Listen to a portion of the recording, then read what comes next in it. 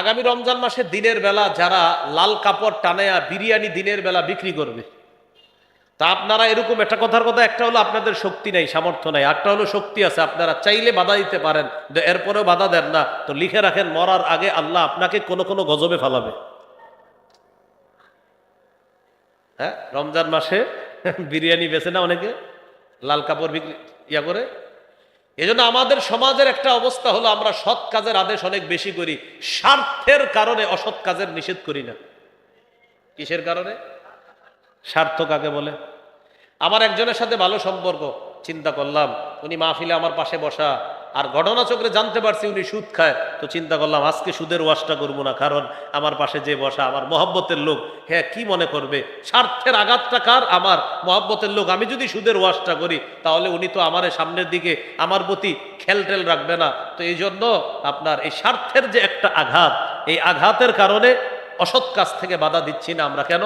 যে আমার স্বার্থে লাগবে। যদি আমি বলি এটা কি হবে? আপনাদের এই এলাকায় একটা অপকর্ম শুরু হয়েছে, আপনারা এই অপকর্মটা বাধা দিতে সক্ষম ছিলেন, ওলামায়ে হযরত সবাই মিলে বাধা দিতে সক্ষম ছিলেন, কিন্তু বাধা দেন নাই। সক্ষমতা থাকা সত্ত্বেও বাধা দেন নাই। নবী বলেন তাদেরকে জানায়া দাও কিয়ামতের আগে, মরণের আগে তাদেরকে আল্লাহ গজব দিবে, গজব। যারা সক্ষমতা থাকা সত্ত্বেও হারাম কাজে বাধা দেয় নাই, আল্লাহ তাদেরকে কঠিন আযাব দিবে মরার আগে, এটা জানায়া দাও। যেমন 31শে ডিসেম্বর 31st নাইট, ওই রাতে বিভিন্ন বাসার ছাদে আপনার আতশবাজি ফুটাইলো, ইত্যাদি ফুটাইলো, তারা করলো। তো এই কাজগুলা যারা করলো, এখন বাড়ির মালিক যারা আছে তারা যদি সিদ্ধান্ত নিত যে আমরা আমাদের বাড়ির ছাদে কাউকে এগুলা করতে দিব না, রাতে ছাদ বন্ধ, যদি নিয়ত করত। কিন্তু মালিক কেন জানেন ছাদ বন্ধ করবে না? মালিকের টেনশন, আমি যদি ছাদ বন্ধ করি ভাড়াটিয়া যদি চলে যায়, স্বার্থে আঘাত লাগবে। আলোচনা দাওয়াতের ফজিলত। যারা নিয়মিত 3টা কাজ করবেন ইনশাল্লাহ আল্লাহ আপনাকে সফল মুমিন বলে ঘোষণা করছে। মানে আরো অনেকগুলা গুণ আছে, এর মধ্যে 3টাও স্পেশাল। মানে এখন শুরু হইলো কি, গরমও হয় আবার ঠান্ডা হয়, বুঝছেন, আবার একটু পরে ঠান্ডা লাগবে। যাই হোক, সূরা আলী ইমরানের 104 নম্বর আয়াতে আল্লাহ বলেন, ওয়ালতাকুম মিনকুম উম্মাতুন ইয়াদউনা ইলাল খায়র ওয়া ইয়ামুরুনা বিল মা'রুফি ওয়া ইয়ানহাউনা আনিল মুনকার ওয়া উলাইকা হুমুল মুফলিহুন। তোমাদের মধ্যে এমন একটা দল থাকা উচিত যেই দল কল্যাণের প্রতি আহ্বান করবে, দাওয়াত দিবে। ওয়ায়ামুরুনা বিল মা'রুফি, সৎ কাজের আদেশ করবে। ওয়ায়ানহাউনা আনিল মুনকার, অসৎ কাজ থেকে নিষেধ করবে। কল্যাণের প্রতি দাওয়াত দিবে, সৎ কাজের আদেশ করবে, অসৎ কাজ থেকে নিষেধ করবে। আল্লাহ বলেন ওয়া উলাইকা হুমুল মুফলিহুন, তারাই সফল, আমি আল্লাহ কোরআনে ঘোষণা করলাম। তাহলে দাওয়াত দেওয়া কল্যাণের কাজে, সৎ কাজের আদেশ করা, অসৎ কাজে নিষেধ যারা করবে তারা সফল। আল্লাহ আমাদেরকে দাওয়াতের কাজ করে সফল হওয়ার তৌফিক দান করে। 2 নাম্বার ফজিলত, যারা দাওয়াতের কাজ করে তাদের এই দাওয়াতের আহ্বানটা, দাওয়াত, ভাই আল্লাহর পথে চলেন, এই কথাটা পৃথিবীর সর্বশ্রেষ্ঠ কথা। সুবহানাল্লাহ, এই কথার চেয়ে দামি কথা আর নাই। সূরা হামিম আস-সাজদা 33 নম্বর আয়াত। এই আয়াতে আল্লাহ বলেন ওয়ামান আহসানু কাওলাম মিম্মান দাআ ইলাল্লাহ, ওই ব্যক্তির চেয়ে উত্তম কথা আর কার কথা হতে পারে যে মানুষকে আল্লাহর পথে আহ্বান করে। এই আয়াতে মাখলুকের মধ্যে 1 নম্বর শ্রেষ্ঠ আহ্বানকারী মুহাম্মদ সাল্লাল্লাহু আলাইহি সাল্লাম। 2 নাম্বার আল মুআদ্দিনুনা সুলাহা হিনা ইয়াকুলুনা হাইয়া আলাস সালাহ হাইয়া আলাল ফালাহ। 2 নাম্বার হলো মুয়াজ্জিন সাহেব যারা আছে তারা যখন আজানে বলে হাইয়া আলাস সালাহ হাইয়া আলাল ফালাহ, তখন তাদের এই আহ্বানটা পৃথিবীর শ্রেষ্ঠ আহ্বান হয়ে যায়। এই জন্য আজান দিবেন, সবাই আজান দিবেন। মাঝে মাঝে মুয়াজ্জিনের ফজিলত অর্জন করার জন্য বলবেন মুয়াজ্জিন সাহেব আপনি আজকে একটু রেস্ট নেন, আমারে আজান দিতে দেন। বিশুদ্ধভাবে আজানটা শিখে আপনি আজান দিবেন। কিয়ামতের ময়দানে মুয়াজ্জিনের গলা হবে সবচেয়ে লম্বা। উদ্দেশ্য হলো লম্বা মানি, এই লম্বা দ্বারা উদ্দেশ্য হলো কোটি কোটি মানুষের মাঝে দেখে চেনা যাবে এটা মুয়াজ্জিন। কোটি কোটি মানুষের মাঝে দেখে চেনা যাবে কি এটা মুয়াজ্জিন। আরেকটা ব্যাখ্যা হলো, আমরা পরীক্ষার রেজাল্ট দেখতে যখন যাইতাম আগে, এখন তো মাশাআল্লাহ রেজাল্ট দেখার মজাও নাই। এখন রেজাল্ট দেখারও কি নাই, পরীক্ষা দেওয়ারও মজা নাই, রেজাল্ট দেওয়ার, কারণ সব এখন ডিজিটাল হয়ে গেছে। কি পরীক্ষা অ্যাসাইনমেন্ট করতে হবে। আগে পড়ার মজা ছিল যে আমরা ওস্তাদের সামনে পড়তাম, এটার একটা মজা ছিল। দলে দলে যাইতাম পড়তে, সেটা আপনার জেনারেল লাইনে হোক, দলে দলে যাওয়ার মজা ছিল আলাদা। আবার যেদিন রেজাল্ট দিত আমরা গিয়ে তখন মাদ্রাসার বারান্দায় বা স্কুলের বারান্দায় বোর্ডের মধ্যে খুঁজতাম কে এক হইল কে দুই হইল, মজাই ছিল আলাদা। তো তখন এক হয় যে দুই হয় যে, যদি বলি ভাই তুই এক হইছস, তখন কি করে দেখি দেখি দেখি দেখি পিছন থেকে এইভাবে দেখতে চায়, ঠিক না? কিয়ামতের ময়দানে মুয়াজ্জিন সাহেব তার ফলাফল যে দেখবে, তো এইভাবে সে তার ফলাফলটা দেখবে, দেখি দেখি আমার ফলাফলটা, মানে তার ফলাফল এত সুন্দর হবে, দেখার জন্য সে পেরেশান হবে যে দেখি তো আমার ফলাফলটা। তখন সবাই বলবে আচ্ছা এটা কে কে, এটা মুয়াজ্জিন। এই হলো কিয়ামতের ময়দানে মুয়াজ্জিন সাহেব। আর এটা ইবনে হাজার ব্যাখ্যা করছে এটার, আসকালানী রহমতুল্লাহ আলাইহি। তাহলে আল্লাহর দিকে আহ্বান করা এটা হলো সবচেয়ে শ্রেষ্ঠ আহ্বান। এ হলো 2 নম্বর ফজিলত। 3 নম্বর, যে ব্যক্তি কাউকে হেদায়েতের দিকে দাওয়াত দেয়, তার কথায় যদি তারা হেদায়েতের পথে চলে, যতগুলা মানুষ চলবে ততগুলো মানুষের সওয়াব আল্লাহ কাটবে না, না কেটে আহ্বানকারীর আমল নামায় সব সওয়াব আল্লাহ দিয়ে দিবে। যেমন আজকে আমি আপনাদেরকে সামনে বললাম ভাই সবাই আজান দেওয়ার চেষ্টা করবেন, এরপরে ফজিলত বললাম যে মুয়াজ্জিন সাহেবের গলা হবে সবচেয়ে উঁচা কিয়ামতের মাঠে, ব্যাখ্যা সহ বললাম। আমার এই কথা শুই না আপনাদের এই জায়গার 20 জন নতুন করে আজান দেওয়ার প্রতি উৎসাহিত হয়েছেন আপনারা, এবং আপনারা আজান দিছেন। আপনারা 20 জন আজান দেওয়ার পর যে সোয়াবটা পাবেন, আপনাদের সোয়াব আল্লাহ কাটবে না, না কাইটা আমারও 20 জনের সোয়াবটা দিবেন। এই জন্য আমলটাকে করেন না, যদি আমার বেশি সোয়াব হয়ে যায়। হ্যাঁ নাকি করবেন? অনেক টেনশনে পড়ে যায়, হুজুর তো এটা কোনো কথা, আমরা এতগুলা মানুষ আমল করলে আপনি সোয়াব পাইবেন এটা? আরে ভাই আপনি আরেকজনকে বললেন, উনি দিলেও আপনি সওয়াব পাবেন। সহিহ মুসলিমের হাদিস 6697 নম্বর হাদিস। এটা হলো আপনাদের পকেটের হুজুর অনুযায়ী, উস্তাদ অনুযায়ী নাম্বারটা, আর আমাদের মাদ্রাসার পাঠ্যপুস্তক অনুসারে 2674 নম্বর হাদিস। এই হাদিসের মধ্যে আছে, ক্বালা রাসূলুল্লাহ সাল্লাল্লাহু আলাইহি ওয়াসাল্লাম, মান দাআ ইলা হুদা কানা লাহু মিনাল আজরি মিসলু উজুরি মান তাবিআ লা ইয়ানকুসু যালিকা মিন উজুরিহিম শাইআ। যে ব্যক্তি কাউকে হেদায়েতের দিকে আহ্বান করে, তার আমল নামায় যত মানুষ তার এই কথা শুনবে, এই পরিমাণ মানুষের প্রতিদান আল্লাহ আহ্বানকারীকে দিয়ে দিবেন। তাদের প্রতিদান না কেটে সমপরিমাণ প্রতিদান আহ্বানকারীর আমল নামায় আল্লাহ দিয়ে দিবেন। আহা, পরে কি বলে দেখেন, ওমান দাআ ইলা দালালা কানা আলাইহি মিনাল ইসমি মিসলু আসামি মান তাবিআ। কেউ যদি কাউকে পথভ্রষ্টতার দিকে আহ্বান করে, যতজন মানুষ পথভ্রষ্ট হবে ওই মানুষগুলার গুনাহ তো হবে, ওই পরিমাণ গুনাহ আপনিও পাবেন। এখন চিন্তা করেন, যারা সিনেমা হল বানায় বা কোনো গুনাহের সূচনা করে, বড় বড় গুনাহের সূচনা করে দিছে, বাস এই গুনাহ মানে তার ইনভেস্ট হলো গুনাহ, মানে আপনারা গুনাহ করবেন, এটা হলো তার টাকা কামাই, মানে গুনাহ কইরা টাকা কামাই করা। আর হজে যায় প্রতি বছর, আর বলে এটা আমার 44তম হজ, এটা আমার 43তম, এটা আমার 32তম, 32 না, আপনি 32,000তম করেন। আবিষ্কার করছে কিসের? গুনাহ, পাপের। তাহলে পাপ চালু কইরা দিয়া আবার এখান থেকে আপনার হজ করা, উমরা করা চালু করছে কি? পাপ। বলেন চালু করছে কি? পাপ। যতজন পাপ করবে সেই পরিমাণ পাপীদের পাপ তার আমল নামায় আল্লাহ দিয়ে দিবে। নাউজুবিল্লাহ। তাহলে 3 নাম্বার ফজিলত, যারা দাওয়াত দিবে তাদের সওয়াব যাদের আহ্বানে, তার আহ্বানে যারা সাড়া দিবে আল্লাহ এই পরিমাণ সওয়াব দান করবেন। আরেকটা হাদিস শোনেন। আপনাদের এই জায়গায় আমি আসতেছি, তো আসার সময় এক জায়গায় জ্যামে আটকে গেছি মনে করেন। তো এখান থেকে বলা হলো ভাই আমি তো জ্যামে আটকে গেছি, 1 কিলো দূরে আছি, এই 1 কিলোমিটার জ্যাম ছুটতে 1 ঘন্টা লেগে যেতে পারে। আমাদের দেশে এরকম হয়, 1 ঘন্টা, 1 কিলো আধা কিলো জ্যাম আপনার 1-1.5 ঘন্টাও চলে যায়। গতকালকে আপনার মানে 100 মিটারও হবে না, সামান্য একটা জায়গা 48 মিনিট এক জায়গায় বসা। কয় মিনিট?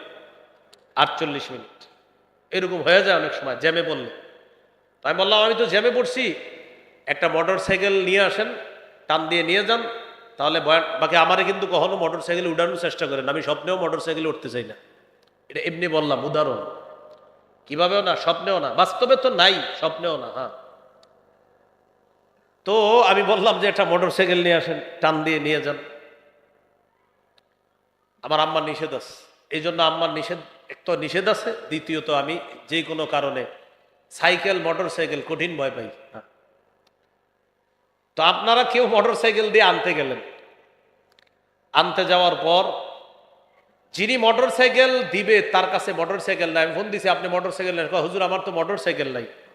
তাহলে যার আছে তাকে পাঠিয়ে দেন।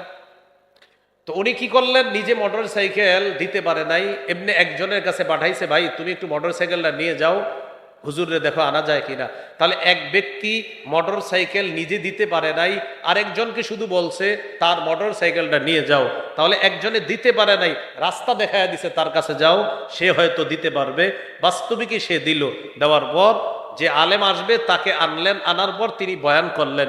এই যে সবগুলা এর মাঝে হয়ে গেল, প্রথমে রাস্তাটা যিনি দেখায় দিলেন আল্লাহ তাকেও সওয়াব দান করেন। আবু দাউদের হাদিস। নবীজির কাছে, আপনারা ভাবছেন যে হুজুর এটা কোনো কথা? হ্যাঁ, ওই যুগের বাহন এই যুগের মোটর সাইকেল, ওই যুগের ঘোড়া এই যুগে মোটর সাইকেল। হ্যাঁ, রাসূলুল্লাহ সাল্লাল্লাহু আলাইহি সাল্লামের কাছে এক সাহাবী গেলেন, যাওয়ার পরে বললেন ইয়া রাসূলুল্লাহ ইন্নী উবদিআ ফাহমিলনি, আমার বাহন নাই, আমাকে একটা বাহনের ব্যবস্থা করে দেন। রাসূলুল্লাহ সাল্লাল্লাহু আলাইহি সাল্লাম বললেন লা আজিদু মা আহমিলুকা আলাইহি, তোমাকে দেওয়ার মতো কোনো বাহন আমার কাছে নাই, তোমাকে দেওয়ার মতো বাহন আমার কাছে নাই। ওয়ালাকিন ইতি ফুলানান ফালাল্লাহু আইয়াহমিলাকা, অমুকের কাছে যাও, সে তোমাকে বাহনের ব্যবস্থা করে দিবে।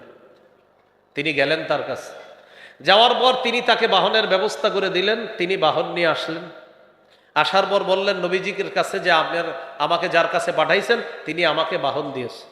فقال رسول الله صلى الله عليه وسلم من دل على خير, যে ব্যক্তি কল্যাণের রাস্তা দেখায় দেয়, ফালাহু আজরু ফাইলিহি, যিনি কল্যাণের রাস্তা দেখায় দিল, যাকে দেখালো সে কাজ করে যেই সওয়াবটা পাবে, যিনি রাস্তা দেখাইলেন আল্লাহ তাকে ওই কর্মকার যিনি কাজটা করলেন তার সওয়াবটা, রাস্তা দেখায় দিছে যে তাকে আল্লাহ দান করে। মান দাল্লা আলা খাইরিন, যে কল্যাণের রাস্তা দেখায় দেয়, ফালাহু তার জন্য আজরু মিসলু উজুরি ফাইলিহি, যিনি করবে কাজটা তার সওয়াবগুলা আল্লাহ তাআলা রাস্তা দেখায় দিছে যে তাকেও দান করবে। এ হলো দাওয়াতের ফজিলত। কি বললাম? আরেকজনকে ভালো কাজের রাস্তা দেখাবেন, এটা দাওয়াত। আর এই কাজ যারা করবে এই ফজিলত আল্লাহ আপনাকে দান করবে। 4 নম্বর ফজিলত, একজন মানুষ যদি আল্লাহ আপনার দ্বারা হেদায়েত দান করে, আরবের লাল ওটের চাইতে আরো মহামূল্যবান জিনিস আল্লাহ আপনাকে দান করছে। সহিহ বুখারীর বর্ণনা, 4210 নম্বর হাদিস। এই হাদিসের বর্ণনাকারী সাহাল ইবনে সাদ আস-সাঈদী রাদিয়াল্লাহু তাআলা তিনি বলেন قال رسول الله صلى الله عليه وسلم يوم خيبر لأعطين الراية غدا رجلا يفتح الله على يديه يحب الله ورسوله ويحبه الله ورسوله।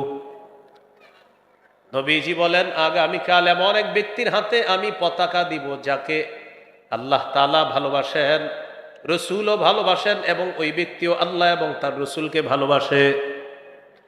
ইয়াফতাহুল্লাহু আলা ইয়াদাই, আল্লাহ তার হাতে খায়বারের বিজয় দান করবেন। এক ব্যক্তিকে পতাকা দিব যে আল্লাহকে রসুলকে ভালোবাসে, আল্লাহ এবং তার রসুলও তাকে ভালোবাসে, আর তার হাতে আল্লাহ খায়বারের বিজয় দান করবেন। সাহাবায়ে কেরাম পতাকা পাওয়ার আশায় রাতে এই জল্পনায় কাটায়া দিছে। ফাবাতান নাসু ইয়াদুকুনা লাইলাতাহুম আইয়ুহুম ইউতাহা, কাকে পতাকা দেওয়া হবে এই জল্পনায় রাত কাটায়া দিছে সাহাবায়ে কেরাম। রাত কাটায়া দিল সাহাবায়ে কেরাম, কারে পতাকা দিবে এই জল্পনায় রাত কাটিয়ে দিছে। রাত কাটানোর পর ফালাম্মা আসবাহান নাস গাদাউ আলা রাসূলিল্লাহি সাল্লাল্লাহু আলাইহি ওয়াসাল্লাম, যখন সকাল হলো তখন সাহাবায়ে কেরাম নবীর কাছে আসলেন। আসার পর রাসূলুল্লাহ সাল্লাল্লাহু আলাইহি সাল্লাম বললেন, আইনা আলী ইবনু আবি তালেব, আলী কোথায়? সাহাবীরা জবাব দিলেন, হুয়া ইয়াশতাকি আইনাইহি ইয়া রাসূলুল্লাহ, হুজুর হযরত আলীর চোখে সমস্যা। আলীর চোখে কি সমস্যা, এই জন্য আসে নাই। রাসূলুল্লাহ সাল্লাল্লাহু আলাইহি সাল্লাম বললেন, লোক পাঠাও, আলীকে বলো আসতে আমার কাছে। আলী রাদিয়াল্লাহু তাআলা আনহু আসলেন। আসার পর রাসূলুল্লাহ সাল্লাল্লাহু আলাইহি সাল্লাম কি করলেন? ফাবাসাকা ফি আইনাই, হযরত আলীর দুই চোখের মধ্যে থুতু মুবারক লাগায় দিয়েছে। ওয়া দাআলা, হযরত আলীর জন্য দোয়া করলেন। আলী রাদিয়াল্লাহু তাআলা সম্পূর্ণ সুস্থ হয়ে গেলেন। কাআন লাম ইয়াকুন বিহি ওয়াজাউন, সাহাবীরা বলেন হযরত আলীর চোখের দিকে তাকায়া দেখলাম আলীর চোখ দুইটা এমন ভাবে সুস্থ হয়ে যায় যেন আলীর চোখে কোনোদিনও অসুস্থতা হয় নাই। দুই চোখ এমন ভাবে সুস্থ হয়ে যায় যেন কোনোদিনও অসুস্থতা হয় নাই। তো আলী রাদিয়াল্লাহু তাআলা আনহুকে নবী পতাকা দিলেন। আলী রাদিয়াল্লাহু তাআলা আনহু গেলেন নবীর কাছে, অনুমতি চাইলেন, হুজুর উকাতিলুন নাস হাত্তা ইয়াকুনু মিসলানা, আমি লড়াই করব কতক্ষণ, যতক্ষণ তারা আমাদের মতো মুসলিম না হবে ততক্ষণ।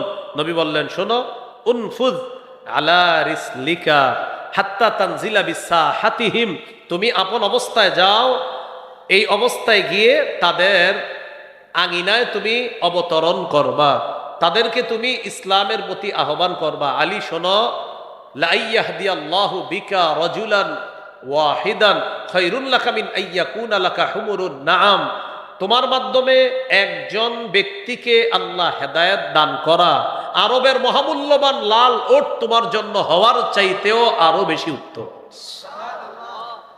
এই হলো 4 নাম্বার ফজিলত। দাওয়াতের ফজিলত নাম্বার 5, যে ব্যক্তি দাওয়াত দিবে, নবীর কথাগুলা যে পৌঁছায়া দিবে, সাথে সাথে ওই ব্যক্তি আল্লাহর নবীর একটা দোয়া পেয়ে যাবে। আমি আজকে যতগুলো আয়াত আর হাদিস বললাম, আমার ইয়াকিন, আমার বিশ্বাস এবং আমি আল্লাহর কাছে আশাবাদী, আল্লাহ আমাকে প্রতিটা আয়াত আর হাদিস বলাতে আমার নবীর দোয়ার অংশীদার আমাকে বানাইছে। তিরমিজির হাদিস 2657 নম্বর হাদিস, 2657, قال رسول الله صلى الله عليه وسلم নাদ্দারাল্লাহু ইমরাআন সামিআ মিন্না ফাবাল্লাগাহু কামা সামিআ, ওই ব্যক্তিকে আল্লাহ উজ্জ্বল করুক, আলোকময় বানায়া দেখ, যেই ব্যক্তি আমার কথা শুনলো, জানলো আর অন্যের কাছে যেভাবে শুনেছে জেনেছে পৌঁছায়া দিল, আল্লাহ যেন তাকে উজ্জ্বল করে দেয়, আল্লাহ যেন তাকে আলোকিত করে দেয়। এই গেল 5 নাম্বার ফজিলত। তাহলে 6টা কথা শিখলাম। কয়টা বলেন তো? 6টা। 6 নাম্বার আলোচনা চলতেছিল দাওয়াতের ফজিলত। 7 নাম্বার আলোচনা দাওয়াত না দেওয়ার পরিণতি। আপনাদের এই এলাকায় একটা অপকর্ম শুরু হয়েছে, আপনারা এই অপকর্মটা বাধা দিতে সক্ষম ছিলেন, ওলামায়ে হযরত সবাই মিলে বাধা দিতে সক্ষম ছিলেন, কিন্তু বাধা দেন নাই, সক্ষমতা থাকা সত্ত্বেও বাধা দেন নাই। নবী বলেন, তাদেরকে জানায়া দাও কিয়ামতের আগে, মরণের আগে তাদেরকে আল্লাহ গজব দিবে, গজব। যারা সক্ষমতা থাকা সত্ত্বেও হারাম কাজে বাধা দেয় নাই, আল্লাহ তাদেরকে কঠিন আযাব দিবে মরার আগে, এটা জানায়া দাও। যেমন আগামী রমজান মাসে দিনের বেলা যারা লাল কাপড় টানায়া বিরিয়ানি দিনের বেলা বিক্রি করবে, তা আপনারা এরকম একটা কথার কথা, একটা হলো আপনাদের শক্তি নাই, সামর্থ্য নাই, একটা হলো শক্তি আছে, আপনারা চাইলে বাধা দিতে পারেন, এরপরেও বাধা দেন না, তো লিখে রাখেন মরার আগে আল্লাহ আপনাকে কোনো কোনো গজবে ফালাবে। হ্যাঁ, রমজান মাসে বিরিয়ানি বেচে না অনেকে, লাল কাপড় বিক্রি করে। এজন্য আমাদের সমাজের একটা অবস্থা হলো আমরা সৎ কাজের আদেশ অনেক বেশি করি, স্বার্থের কারণে অসৎ কাজের নিষেধ করি না। কিসের কারণে? স্বার্থ কাকে বলে? আমার একজনের সাথে ভালো সম্পর্ক, চিন্তা করলাম উনি মাহফিলে আমার পাশে বসা, আর ঘটনা চক্রে জানতে পারছি উনি সুদ খায়, তো চিন্তা করলাম আজকে সুদের ওয়াজটা করবো না, কারণ আমার পাশে যে বসা আমার মহব্বতের লোক, হ্যাঁ কি মনে করবে? স্বার্থের আঘাতটা কার? আমার মহব্বতের লোক। আমি যদি সুদের ওয়াজটা করি তাহলে উনি তো আমার সামনের দিকে আমার প্রতি খেলটেল রাখবে না। তো এই জন্য আপনার এই স্বার্থের যে একটা আঘাত, এই আঘাতের কারণে অসৎ কাজ থেকে বাধা দিচ্ছি না আমরা। কেন? যে আমার স্বার্থে লাগবে। যদি আমি বলি এটা কি হবে? 31শে ডিসেম্বর 31st নাইট, ওই রাতে বিভিন্ন বাসার ছাদে আপনার আতশবাজি ফুটাইলো, ইত্যাদি ফুটাইলো, তারা করলো। তো এই কাজগুলা যারা করলো, এখন বাড়ির মালিক যারা আছে তারা যদি সিদ্ধান্ত নিত যে আমরা আমাদের বাড়ির ছাদে কাউকে এগুলা করতে দিব না, রাতে ছাদ বন্ধ, যদি নিয়ত করত। কিন্তু মালিক কেন জানেন ছাদ বন্ধ করবে না? মালিকের টেনশন, আমি যদি ছাদ বন্ধ করি ভাড়াটিয়া যদি চলে যায় স্বার্থে আঘাত লাগবে। অসৎ কাজে বাধা দিতে স্বার্থে আঘাত। আপনার দোকান ভাড়া দিছেন, তো এই দোকান এটাতে বিরিয়ানি বিক্রি চলে বা এমন কিছু বিক্রি করে যেটা রমজান মাসে দিনের বেলা বিক্রি করা রমজানের পবিত্রতা নষ্ট করে। এখন আপনি হজ করছেন 20-25 বার হজ করছেন আপনি, মাশাআল্লাহ, ভালো কথা। হ্যাঁ, কিন্তু আপনি এই যে দোকানে হারাম কাজটা হইতেছে এটা আপনি বাধা দেন না কেন? আমি যদি তাকে বাধা দেই, সে যদি আমার দোকান ছেড়ে চলে যায়, পরে আবার দোকানে ভাড়াটিয়া পাওয়া, দোকানদার পাওয়া, নতুন করে আমার দোকান কেউ ভাড়া পাওয়া, এটা আমার জন্য কষ্টকর হতে পারে, তাহলে আমার স্বার্থে আঘাত লাগবে, এই জন্য আমি এই খারাপ কাজে বাধা দিচ্ছি না। আবু দাউদের হাদিস 4339 নম্বর হাদিসের বর্ণনা। ক্বালা রাসূলুল্লাহ সাল্লাল্লাহু আলাইহি ওয়াসাল্লাম, মা মিন রাজুলিন ইয়াকুনু ফি কওমিন ইউমালু ফীহিম বিল মাআসি। নবীজি বলেন, কোন মানুষ কোন এলাকার মধ্যে অবস্থান করে, ওই এলাকার মধ্যে যদি হারাম কাজ হয়, ইয়াকদিরুনা আলা আন ইউগাইয়িরু ফালা ইউগাইয়িরু ইল্লা আসাবাহুমুল্লাহু বিইকাবিন ক্বাবলা আন ইয়ামুতু। কোন এলাকায় কোন মানুষ আছে আর ওই এলাকায় খারাপ কাজ হয়, বাধা দেওয়ার সামর্থ্য ছিল, এরপরেও তারা বাধা যদি না দেয়, ইল্লা আসাবাহুমুল্লাহু বিইকাবিন ক্বাবলা আন ইয়ামুতু, মৃত্যুর আগে আল্লাহ তাদেরকে আযাব দ্বারা পাকড়াও করবেন। মৃত্যুর আগে আল্লাহ তাদেরকে আযাব দ্বারা পাকড়াও করবেন। তাহলে দাওয়াতের কাজ না করার পরিণতি, অসৎ কাজে বাধা না দেওয়ার পরিণতি খবর আছে। আল্লাহ আমাদেরকে সৎ কাজের আদেশ, অসৎ কাজের নিষেধ, এই দোনোটা দাওয়াতের কাজ করার তৌফিক দান করেন। রাসূলুল্লাহ সাল্লাল্লাহু আলাইহি সাল্লাম বলেন, লা তা'মুরুন্না বিল মা'রুফি ওয়া লা তানহাউন্না আনিল মুনকার আও লা ইউশিকান্নাল্লাহু আইয়াবআসা আলাইকুম আযাবান সুম্মা তাদউনাহু ফালা ইউস্তাজাবু লাকুম। অবশ্যই তোমরা সৎ কাজের আদেশ করবা, অসৎ কাজের নিষেধ করবা, অন্যথায় আল্লাহ তোমাদের উপর আযাব দিবেন, আর তোমরা আল্লাহর কাছে দোয়া করবা, সেই দোয়া আল্লাহ তখন আর কবুল করবে না যদি অসৎ কাজের নিষেধ তোমরা ছেড়ে দাও। তাই রাসূলুল্লাহ সাল্লাল্লাহু আলাইহি সাল্লাম বলেন, তোমাদের মধ্যে কেউ যদি কোনো অপছন্দনীয় কাজ দেখে, ফাল্যুগাইয়িরহু বিয়াদিহি, ইন্না লিল্লাহ, চেয়ার খালি তো, আচ্ছা হুজুরের চেয়ারে বসে দিকে আমি বলতেছি, শেষ করতেছি। রাসূলুল্লাহ সাল্লাল্লাহু আলাইহি সাল্লাম বলেন, তোমাদের মধ্যে কেউ যদি অপছন্দনীয় কাজ করে, অপছন্দনীয় কাজ যদি করে আর এটা তোমরা দেখো, বাধা দিতে সক্ষম হও, তাহলে সে যেন হাত দিয়ে বাধা দেয়। ফাইল্লাম ইয়াস্তাতি ফাবিলিসানিহি, হাত দিয়ে না পারলে জবান দিয়ে প্রতিবাদ করবে। এখন দেখেন কি বলে, ফাইল্লাম ইয়াস্তাতি ফাবিকলবিহি, জবান দিয়ে না পারলে কলব দিয়ে কি করবে? বলেন সবাই, কি করবে? ঘৃণা করবে। কি করবে? এখন ঘৃণা করা মানে কি? আল্লাহুম্মা বিসমিকা আমুতু আহিয়া, মানে ঘৃণা করলেন আর ঘুমাই রইলেন যে না বাস যা করার করুক আমি। না, কলবুন কেন বলছে? ফাবি কলবিহি কেন বলছে নবী? কলব দিয়ে ঘৃণা মানে কেন বলছে? এটা যে অন্তর দিয়ে, কেন কলব কেন বলল? কলব এই কারণে বলে, পরিকল্পনা কোথায় হয় বলেন? পরিকল্পনা কোথায় হয়? হ্যাঁ, কলব এই কারণে বলছে, হাত দিয়ে পারো নাই, জবান, জবান দিয়ে পারো নাই, কলব। কলব মানে পরিকল্পনা করো কিভাবে এই খারাপ কাজ বন্ধ করা যায়, তাই বলছে কলব। আল্লাহ আমাদেরকে মনে রাখার তৌফিক দান করেন।